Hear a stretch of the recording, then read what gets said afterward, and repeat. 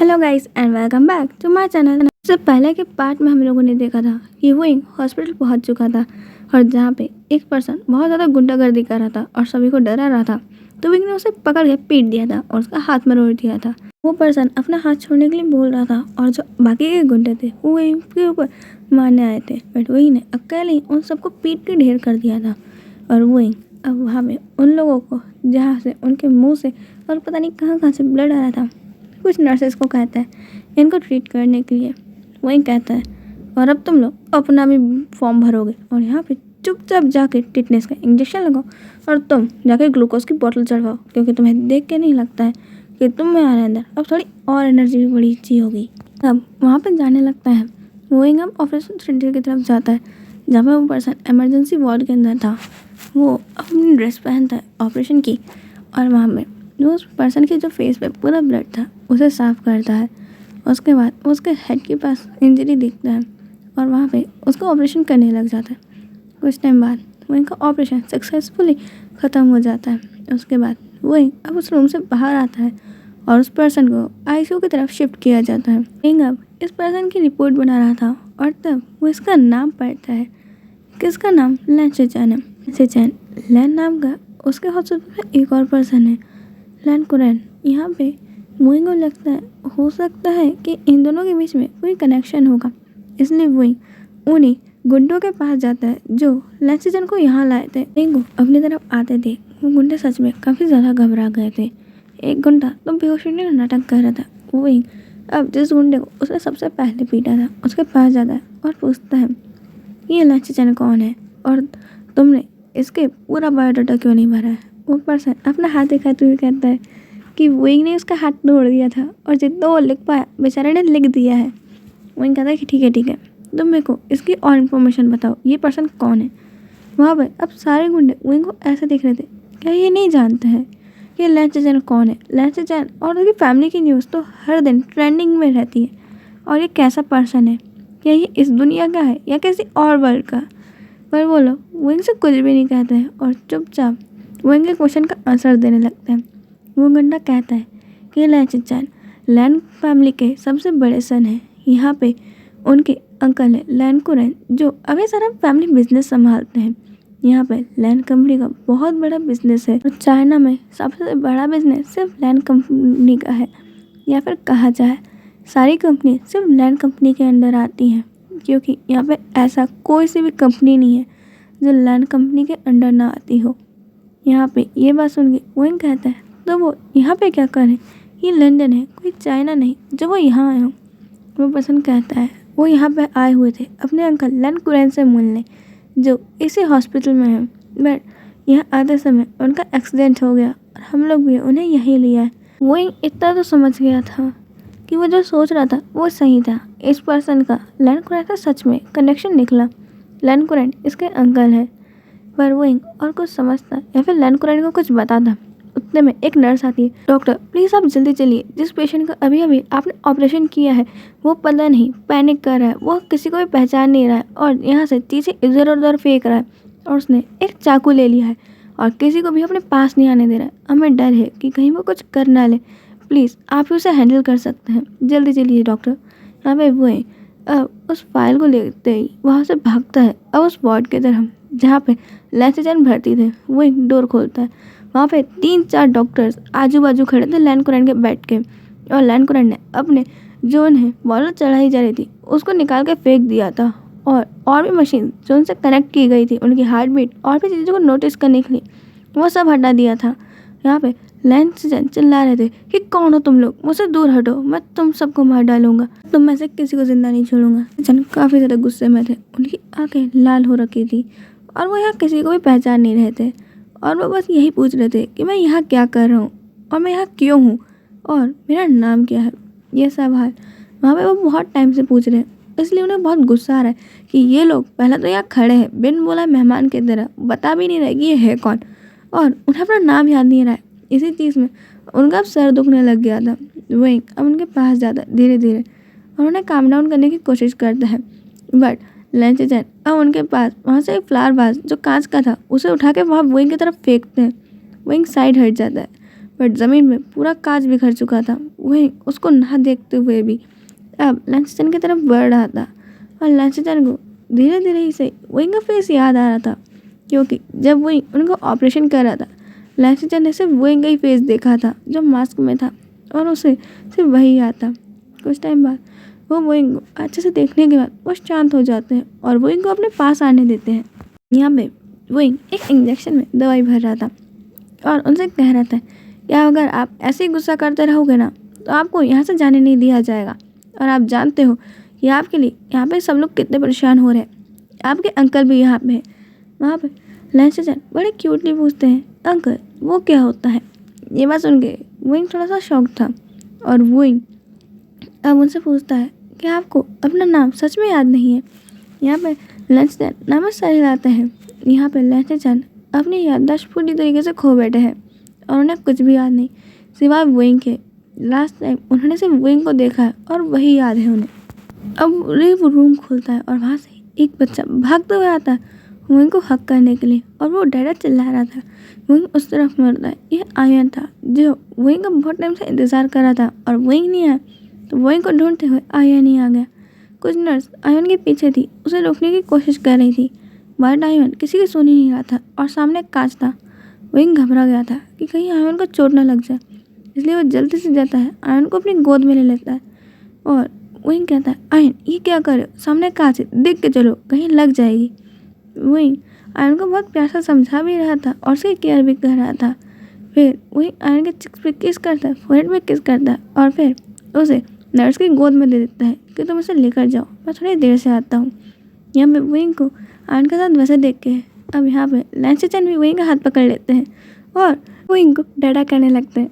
वहीं शौक था कि इतना बड़ा इंसान जो उससे भी बड़ा है, यहाँ देखिए उसके बड़े भाई की तरह है और वो उसे डरा कह रहा है। वहीं उनके से अपना हाथ चढ़ाता है और कहता है, मैं आपका डरा नहीं हूँ और आप ये क्या कह रहे हैं? आप तो मेरे बड़े भाई की तरह हैं, आप मुझसे ऐसा कैसे कह सकते हैं? यहाँ पे पर लैंसचन तो कुछ सुन ही नहीं रहे थे, वो भी आयन की तरह वो इनको टेढ़ा कह रहे थे। यहाँ पे सारे डॉक्टर शॉक में पड़े हुए थे। वो इनको तो समझ नहीं आ रहा था अब वो करे क्या, ये पर्सन तो कुछ सुनने को खाली नहीं है। इसलिए वही चुपचाप से सिर्फ उसे इंजेक्शन दे के सुला देता है और वही कहता है, मुझे इनकी ब्रेन्स की सारी रिपोर्ट्स चाहिए, इनका एक्सरे करो और फिर मुझे सारी रिपोर्ट सबमिट करो। वापस से ये सारे इक्विपमेंट्स और उन्हें वापस से एनर्जी के लिए ग्लूकोज की बोतल वापस चढ़ा दी जाए और वहाँ पे उन्हें ये सब कुछ कर दिया जाता है। अब वो इनको समझ नहीं आ रहा था कि अब वो इस पर्सन का क्या करे, इसलिए अब वो ये सारी रिपोर्ट्स को देखता है और अच्छे से पढ़ रहा था कि इसमें हुआ क्या है। यहाँ पे लैंसचन उस एक्सीडेंट के कारण यादें खो बैठे हैं और यहाँ पे कोई भी चांस नज़र नहीं आ रहा है कि उनकी ये यादें वापस आएंगी। उनको समझ नहीं आ रहा है कि वो क्या करे, क्योंकि लैंसचन काफ़ी बुरी तरीके से इंजर्ड थे और उन्हें बचाना नामुमकिन था। बट वो इन्होंने बचा तो लिया है, बट सर पे चोट लगने के कारण उनकी याददाश्त चली गई है। वहाँ से जाते जाते लैन कुरैन के रूम की तरफ देखता है कि अब उन्हें बताएं या ना बताएं। अब लैन कुरैन के रूम में एंटर करता है। लैन कुरैन जो एक बुक पढ़ रहे थे वो वहीं की तरफ देखते हैं और कहते हैं, डॉक्टर आप तो चले गए थे ना, आपकी ड्यूटी तो ख़त्म हो चुकी है, आज आप इतने लेट तक कैसे रुक गए? उनके इन सवालों का जवाब दिए बिना उन्हें कहता है कि आपके नेफ्यू लैंसचन बहुत ज़्यादा सीरियस एक एक्सीडेंट हुआ था जिसमें वो अपनी याददाश्त खो बैठे हैं। ये बात सुन के लैन कुरैन बहुत ज़्यादा शॉक थे और वो पूछते हैं, मेरा नेफ्यू अभी कहाँ है? लैंसचन क्या वो ठीक तो है ना? वो एक कहता है वो ठीक तो है, पर लैंसचन कहते हैं कि पर क्या क्या यहाँ पे और भी कुछ है? यहाँ पे वो एक कहता है वो अपना नाम तक नहीं जानते, उन्हें संभालना बहुत ज़्यादा मुश्किल होता जा रहा है, कोई भी डॉक्टर उनके पास नहीं जा पा रहा है। यहाँ पे वो एक कहता है बड़े मुश्किल से अभी मैं उसके पास गया था और उन्हें अभी नींद का इंजेक्शन दिया है, क्या आप मुझे नंबर दे सकते हैं उनके पेरेंट्स का कि मैं उन्हें यहाँ बुला सकूँ? यहाँ पे लैन कुरैन कहते हैं कि बिल्कुल, वो लोग चाइना में, मैं अभी उन्हें कॉल करता हूँ कि वो यहाँ पे जल्दी से जल्दी आ सके। कुरैन अब कॉल लगाते हैं और यहाँ पे वो अब मैडम लैन और मिस्टर लैन को बता देते हैं कि लैन कुरैन का एक्सीडेंट हुआ है और ये बात लैन वांगजी तक पहुँच जाती है, जो वो भी काफ़ी ज़्यादा सीरियसली इंजर्ड था और जहाँ पे अभी उसे 1 वीक तक अच्छे से रेस्ट करना था। पर वो भी अब चाइना से निकल चुका था लंदन के लिए। लैन वांगजी, जिसकी आंखों में बहुत ज़्यादा गुस्सा था कि उसके भाई को कौन ने हर्ट करने की कोशिश की है। ये तीनों अब फ्लाइट लेते हैं और अब फ्लाइट से वो नेक्स्ट डे ही पहुँच चुके थे लंदन। जहाँ लैन वांगजी आते ही वहाँ पे अपने फादर के सेक्रेटरी को बोलता है कि वो जाए और यहाँ की सारी सीसीटीवी कैमरे की फुटेजेस लेकर आए जहाँ पे उसके भाई का एक्सीडेंट हुआ है, अपने भाई की कॉल हिस्ट्री और ये भी कि उन्हें कोई स्टॉक कर रहा था या फिर उन्हें इससे पहले कोई धमकी दी गई थी या फिर और भी कुछ। जी, ये सारी इन्फॉर्मेशन अपने फादर के सेक्रेटरी को पता करने को बोलता है और अब वो यहाँ से जाता है पुलिस स्टेशन की तरफ कि वो शायद वहाँ से कोई इन्फॉर्मेशन कलेक्ट कर पाए। और उसके पेरेंट्स जाते हैं अब लैंसी चेन से मिलने के लिए। मिस्टर लैन और मिस लैन अब हॉस्पिटल पहुँचते हैं और नर्स से अपने बेटे का वार्ड पूछ के अब उस तरफ जा रहे थे। लैंसी चेन एक वीआईपी वार्ड में थे। के बाहर वहाँ पे कोई भी बॉडीगार्ड्स या फिर उनका कोई पर्सन नहीं था। ये बात थोड़ी सी शॉकिंग थी। अब वो वार्ड के अंदर जाते हैं जहाँ पे वो देखते हैं कि कुछ नर्स क्लीनिंग कर रही है और उनका बेटा अभी सो रहा है। यहाँ पे वो नर्स बातें कर रही थी, ये पेशेंट सच में काफ़ी ज़्यादा वायलेंट है। अच्छा हुआ कि डॉक्टर वे ने इन्हें बेहोशी का इंजेक्शन दे दिया, वरना पता नहीं वो आज उनके साथ क्या करता। हमने तो सुना है इस पेशेंट ने उनके ऊपर एक कांच का फ्लावर वास फेंका था। अच्छा हुआ वो बच गए। अब उस रूम में दो पर्सन्स को देख के वो दोनों नर्स शांत हो जाती है और उनसे पूछती है, यस, क्या आप लोग ही इनके फैमिली मेम्बर्स हैं? मिस्टर लैन हमें सहलाते हैं और पूछते हैं कि उनके बेटे को होश कब तक आएगा। वो नर्सेस कहती हैं 1 या 2 घंटे बाद होश आ जाएगा। आप लोग जब तक चाहें तो डॉक्टर से मिल सकते हैं या फिर आप चाहें तो यहाँ वेट भी कर सकते हैं। यहाँ पे अब मैडम लैन कहती हैं मैं यहीं रुकूंगी, आप जाके डॉक्टर से मिल आइए। अब मिस्टर लैन उनके रूम की तरफ जाते हैं। एक नर्स उन्हें गाइड कर रही थी कि वहीं का रूम इस तरह में, और वो डोर पे नॉक करती हैं। यहाँ पे वहीं कहता है कम इन। अब वो नर्स डोर ओपन कर देती है और मिस्टर लैन अंदर चले जाते हैं। उसके बाद वो नर्स भी अपने काम के लिए चली जाती हैं। मिस्टर लैन आते हैं और वहीं के सामने वाली सीट पे बैठ जाते हैं और पूछते हैं कि लैंसी चेन को क्या हुआ है और वो कब तक ठीक हो सकता है और हम उसे डिस्चार्ज कब कर सकते हैं। वोइंग अब उनके सामने भी वही रिपोर्ट्स रख देता है और कहता है अपनी पूरी याददाश्त खो चुके हैं, उन्हें अपना नाम तक याद नहीं है या फिर ये कि उनकी एज कितनी है। वही उन्हें सारी चीज़ें समझा रहा था कि उनका एक्सीडेंट कितना ज़्यादा सीरियस था। लैन पूछते हैं कि उनके बेटे को कभी उनकी यादें वापस मिलेगी या नहीं। वही कहता है हम पेशेंट को इस बात के लिए फोर्स नहीं कर सकते हैं कि वो सारी यादें याद करें क्योंकि ये उसके हेल्थ के लिए अच्छे नहीं है। वैसे भी ये उनके लिए काफ़ी बुरा ट्रॉमा हो सकता है। अभी उनकी हालत एक बच्चे की तरह है और ये सही रहेगा कि अगर उन्हें उनकी यादें खुद ब खुद याद आए। अगर हम इसके ऊपर कोई और टेक्निक अप्लाई करके देखेंगे तो ये उनके लिए बहुत ज़्यादा खतरनाक हो सकता है। मैं आपको यही सजेस्ट करूँगा कि आप यहाँ पे उनका अच्छे से ख्याल रखें और उन्हें जितना हो सके खुश रखें, उन्हें टेंशन और स्ट्रेस से दूर रखें। तो हो सकता है कि आपके साथ वही सारे मोमेंट्स और हैप्पीनेस देख के उन्हें अपनी सारी यादें वापस आ जाएं। वहाँ पे नर्स जल्दी से डोर ओपन कर देती है। तो यहाँ पे एक पर्सन आया है किसी को लेके। उस पर्सन की हालत काफ़ी सीरियस है पर तभी वो पर्सन उसे पीटे ही जा रहा है। हमें समझ नहीं आ रहा हम क्या करें। हम उसे रोकने की कोशिश कर रहे हैं पर वो रुक नहीं रहा है। वहीं अपनी वहाँ से उठता है और वहाँ से कहते हुए जाता है आजकल के लोगों को ये हॉस्पिटल दिखती है या फिर कोई बॉक्सिंग है, जो देखो जो यहाँ के बॉक्सिंग चालू कर देता है। सच में इन लोगों के आजकल की तमीज़ सारी भूल चुके हैं। वहीं यही बोलते हुए जा रहा था और वहीं के पीछे मिस्टर लैन और वो नर्स भी। उस जगह एक क्राउड इकट्ठा हो चुका था और वहाँ पे अब उस क्राउड को साइड करके वहीं देखता है कि क्या हो रहा है और कौन है ये बदतमीज़ पर्सन। ये कोई और नहीं वैन चाओ था जो वहाँ पे एक पर्सन को बहुत बुरी तरीके से पीट रहा था। वहीं का उसका नाम चला था वैन चाओ। तुमने अपने आप को समझ के क्या रखा है? मेरा ये हॉस्पिटल है, तुम्हारा कोई बॉक्सिंग रिंग नहीं है। जब तुम चाहो मुंह उठा के आ जाओ और किसी को भी यहाँ पीटने लग जाओ। तुम्हें लड़ना ही है तो बाहर लड़ो और यहाँ पर किसी को ला रहे हो तो उसकी शांति से मुझे उसका इलाज करने दिया करो। तुम यहाँ पे आते से उन्हें पीटना चालू कर देते हो। वैन चाओ कहता है डॉक्टर इसमें मेरी क्या गलती है? जब ये पर्सन ही मेरे को गुस्सा दिलाता है। वहीं कहता है ऐसा है तो किसी साइकेट्रिस्ट को दिखाओ क्योंकि तुम्हारा दिमाग सच में पूरा ख़राब हो चुका है। तुम जब देखो जब यहाँ पे सबको लेकर आते हो वो भी इतनी पूरी कंडीशंस में। तुमने मेरे हॉस्पिटल को समझ के क्या रखा हुआ है? अब एक नर्स को आगे बुलाता है और कहता है कि इसको अब वार्ड में लेकर जाओ और इसकी बैंडेजेस वगैरह करो और देखो इसे कहाँ कहाँ चोट लगी है। और वैन चाओ का अब वही हाथ पकड़ता है और उसे लेते खींच के जाता है अपने रूम में और वहाँ पे अभी भी मिस्टर लैन उन्हें फॉलो कर रहे थे। मिस्टर लैन ये सब कुछ सिर्फ शांति से देख रहे थे। यहाँ पे अब विंग वेंचाओ की हाथ में पट्टी लगा रहा था क्योंकि उसको भी चोट लगी हुई थी। विंग कहता है कि अब इसने क्या कर दिया जो तुम इसे इतनी बुरी तरीके से पीट रहे थे। वेंचाओ कहता है तुम कह रहे हो कि क्या कर दिया। ये पर्सन अपनी जो प्रेग्नेंट वाइफ है उसे फोर्स कर रहा था अबॉर्शन के लिए। तुम ये सोच भी सकते हो कि 3 मंथ प्रेग्नेंट लेडी अबॉर्शन कैसे कर सकती है, उसकी लाइफ को रिस्क में क्यों डालेगी। और ऊपर से उस प्रेग्नेंट लेडी को ये मार तक रहा था, उसके सर से ब्लड आ रहा था। तुम सोच सकते हो कि वो कितनी क्रिटिकल कंडीशन में है और ये उसके साथ ऐसे कर रहा है। वेंचर का गुस्सा बिल्कुल जायज़ था, पर वही कहता है तुम यहाँ पे पुलिस को बुला सकते थे, तुम्हें कौन ने कहा था, सीधे तुम वायलेंट ही हो जाओ वहाँ पे जाके।